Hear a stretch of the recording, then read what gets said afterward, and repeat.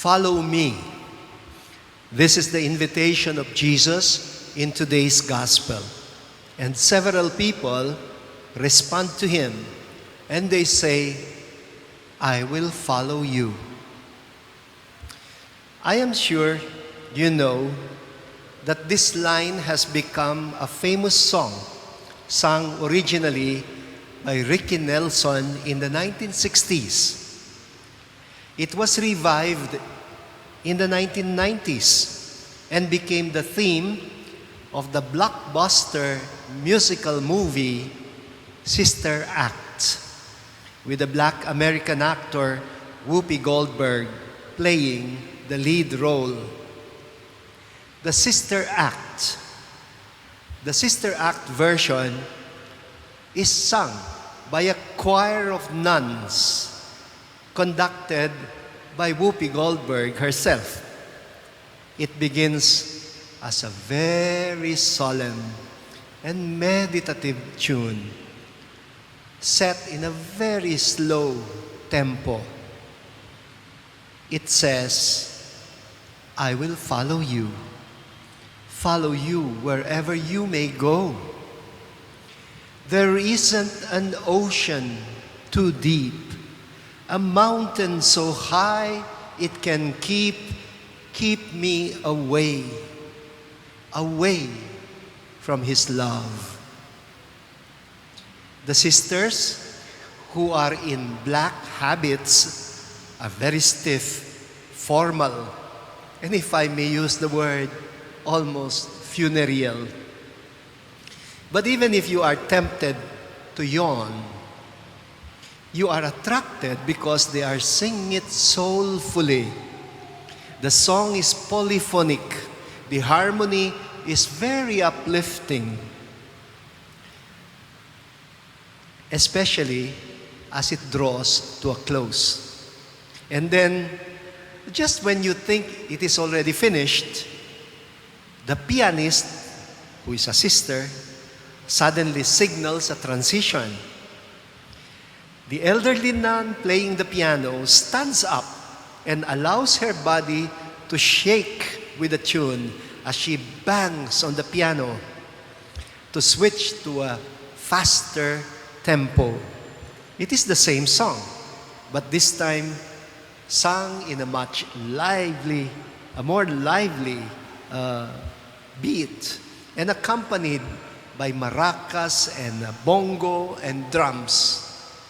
And the conductor, Whoopi Goldberg herself, who is now swaying to the tune, succeeds in motivating the formerly stiff and senile-looking nuns to sway their butts and dance to the beat, while the younger sopranos are belting out as backup singers, and the song keeps building up and filling the whole church with passion and energy. I think in that particular scene, the Pope happened to be visiting the United States. And of course, according to the movie, he was part of the audience. You know, whoever rearranged that song for Sister Act is brilliant and must be really a true lover of the Christian faith. The setting is an old church that has become too formal, too parochial, and cold. A place where only the elderly people would enter. It is a church associated with archaic symbols, with heritage icons of unknown saints of the past, standing on pillars and peering sternly at the worshipers who have nothing better to do with their bored and retired lives.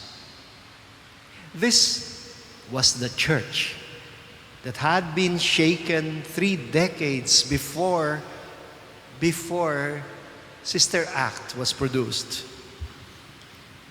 And I am referring to the reform of Vatican II in the early 1960s, when an elderly Pope, John the 23rd, convened a council that opened the windows of Catholicism in order to let in some fresh wind of renewal, to clean up the historical dust and the cobwebs that had begun to cover the subversive memory of the man from Nazareth.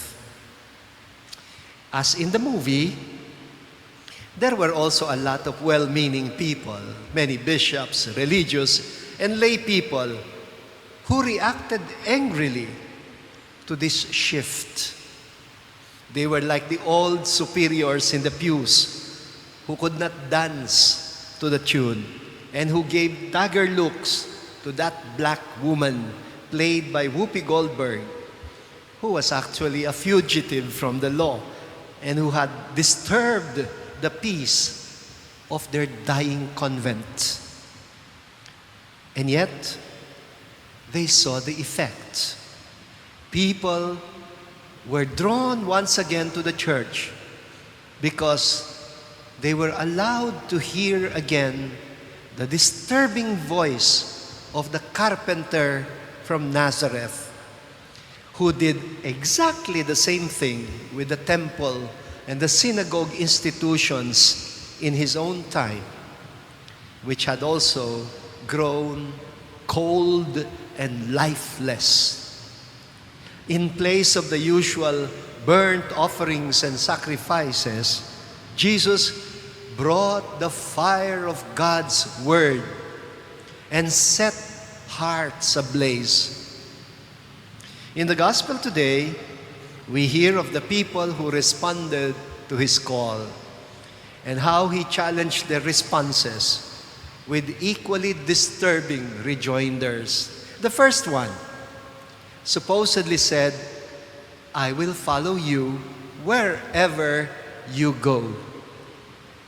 The line reminds you of the biblical words of Ruth, the Moabite, to her mother-in-law, Naomi. You remember the lyrics, "Wherever you go, I shall go. Wherever you live, there shall I live.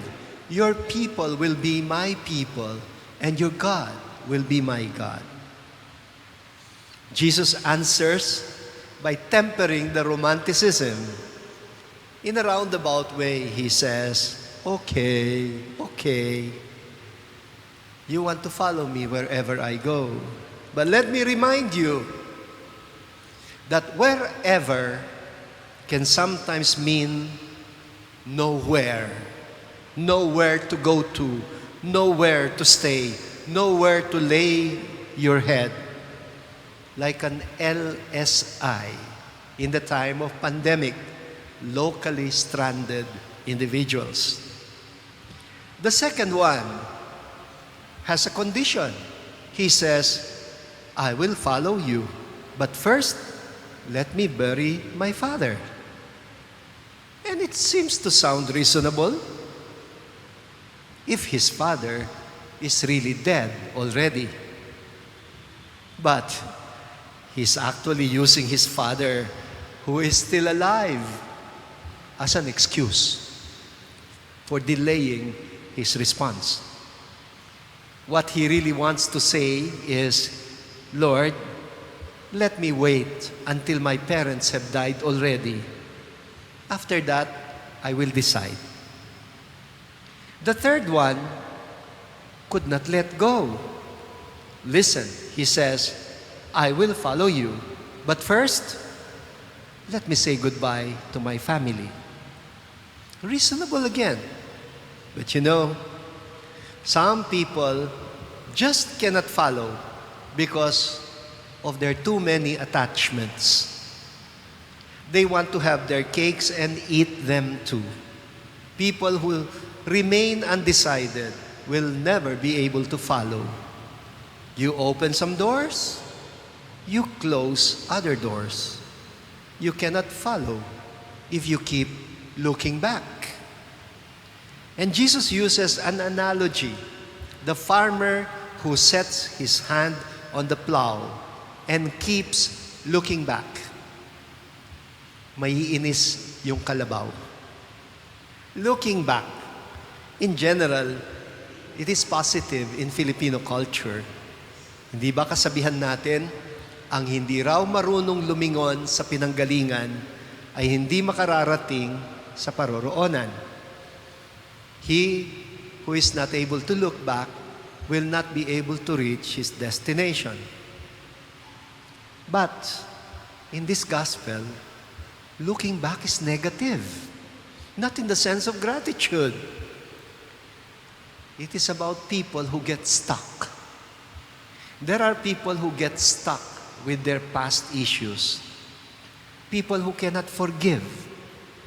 People who cannot move on. Like the wife of Lot in Genesis. They get petrified. They turn into a pillar of salt. And so, the challenge of Jesus is, you want to follow me? Let go. Discipleship is not about being put in a straight jacket. It is actually about being liberated, being set free to love. And so the song again in Sister Act rises in a crescendo and says, I love you, I love you, I love you. And where you go, I'll follow, I'll follow, I'll follow. You'll always be my true love, my true love, my true love. From now until forever, forever, forever. The call is about finding your true love, embarking on an exciting journey, and aiming at nothing less than eternity as your destination.